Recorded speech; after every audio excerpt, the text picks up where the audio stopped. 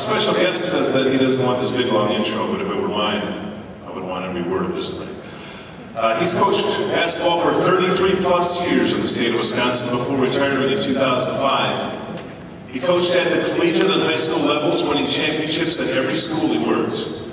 His teams had winning records in 32 of the 33 seasons he coached, and he never suffered a losing conference record. He culminated his career at UWSP in 2004 and 2005 with the only NCAA Division III back-to-back national championships, as well as the winningest coach in university history. His record in 9 years at University of Wisconsin-Stevens Point was 256, along with 5 WIAC titles.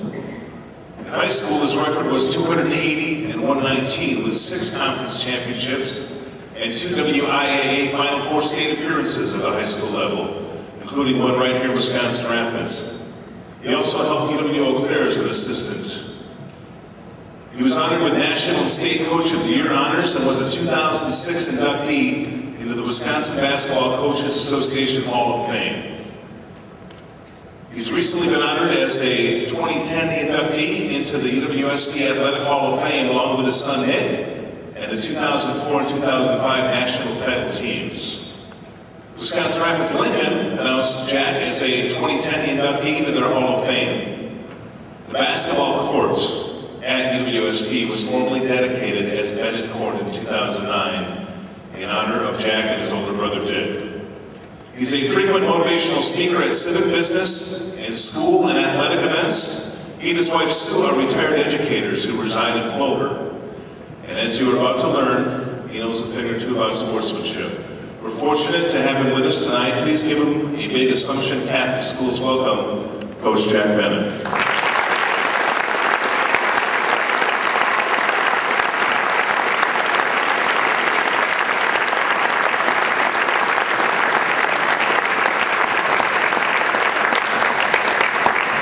Very nice, but I was brought back to earth when Coach Weisenbeck said, after he was reading all that, yeah, but what's your handicap in golf? And I know his is better than mine, but it is getting a little bit better since I retired.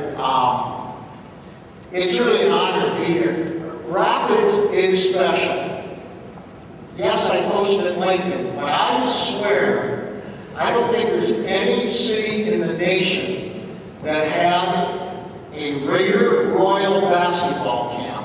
Now, some of you adults may have even attended, some of you guys. We used to get 200-300. Raider Royal basketball camp. Coach Olson was here. When I came to town, I said, I want to start my own camp. Well, he said, maybe we can do it together.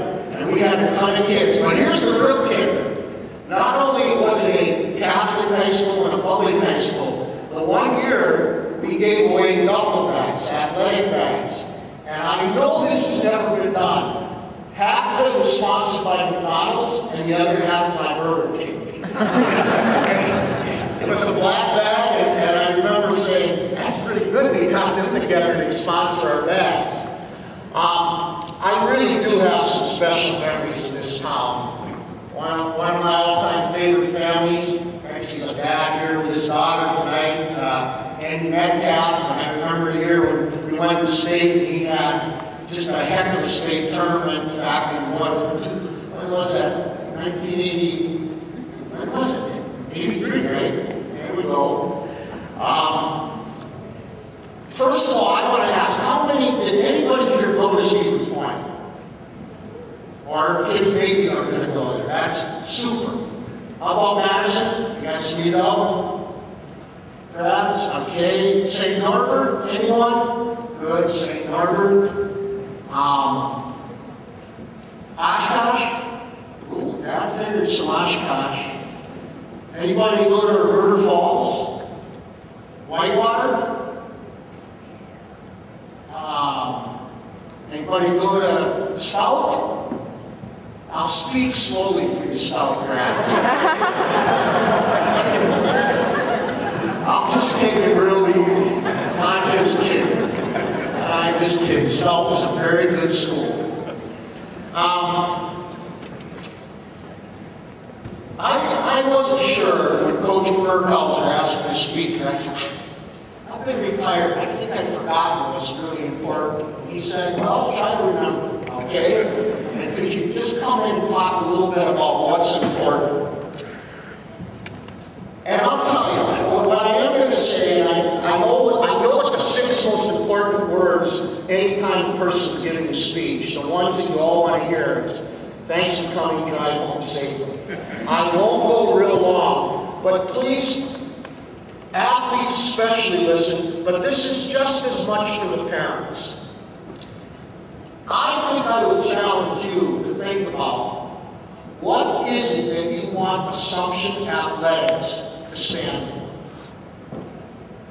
What is it that's most important as you go into the winter season, the rest of the year, in the future? And I would suggest that a lot of times the goals of an athletic program, I think the goals of any organization, a business, a school, a medical facility, any organization, I think it comes down to 2 things.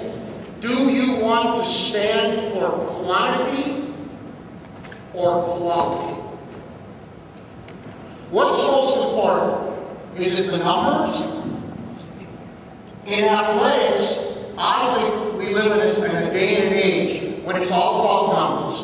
Numbers of wins, how many minutes my son or daughter is getting, how many points they average, who's number 1 in the wrestling. It comes down to numbers so often.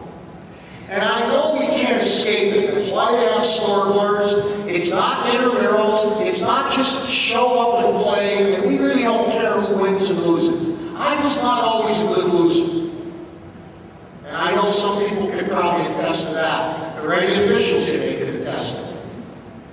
But the longer I coached, the more I came to realize it really is about doing things the right way. It really is about quality. Because if you do things the right way, if your programs stand for something, you know, if the talent is decent enough, the wins will take care of themselves. But if it's all about results, if it's all about putting pressure on and trying to win and almost feeling a sense of relief every time you win, instead of, hey, we really accomplished something, now what's our next goal? You're going to burn out. And that's not what it's all about. So I would ask, what is it that Assumption stands for? I know you want to hang those banners. It's great. It builds a lot of pride. But it's more about we're going to get there by doing it the right way. Now, what goes into doing it the right way? I don't have any patent on it. I know when I think our teams have done it the right way and when they haven't. I have a sense sometimes when a team needs a little boot in the rear end to get back to doing it the right way, but there are some things that really cross the athletic line. It doesn't matter if we're talking baseball or softball or basketball or track and field or golf. These are things that I think are really important to a program. Now, you don't have to agree with all this. In fact, you might sit back and say, I think she's a little full of it there. I don't think that's important at all. That's okay. I'm retired. I'll go golfing tomorrow if the weather's okay. But I think these are important. Number 1, you know what? When I coached, when I was around people who knew who they were, that was the best kind of person to coach. But when I was around people who were trying to be something they really aren't, when they were phony about things, when they didn't have a real sense of humility, they were hard to coach. And sometimes it's the kids that have that, but sometimes they pick that up from their folks. And if I offend any parents here tonight, I apologize. But I was asked when I was near the end of my coaching, I was asked once, well, how has it changed over the last 33, 34 years? Have the kids changed that much? I started in Park Falls back in the early 70s till 2005. You know what? The kids did not really change. Parents did. And most parents are wonderful. They give their time, they give their talent, they give their treasure a lot of times. But oftentimes, there are strings attached. And that makes it tough on coaches. Because coaches, I don't think ever want to offend parents, but in the end, the coach's job is to do what's best for the team. It's never to make somebody happy at the expense of what's good for the team. And so I would suggest be who you are, but be who you are based on character instead of reputation. So what goes into real good character? I mentioned one already. It is humility. It is the ability to know your strengths, your weaknesses, what you're good at, what you need to work on. And being able to take advice from coaches, from people in authority, when they're trying to help you be good. Not to be one of those people who say, well, gee, I only respond when I'm told positive things. Sometimes to get to the point where you want to be, you've got to listen to the critics, to the criticism. See, there's an old saying that I think rings true. Ignorance gets us all in trouble, but arrogance keeps us in. And when we're too arrogant to learn from our mistakes, when we don't think we have anything more to learn, that's when we start to slip. And I think that is just, in general terms, a lack of humility.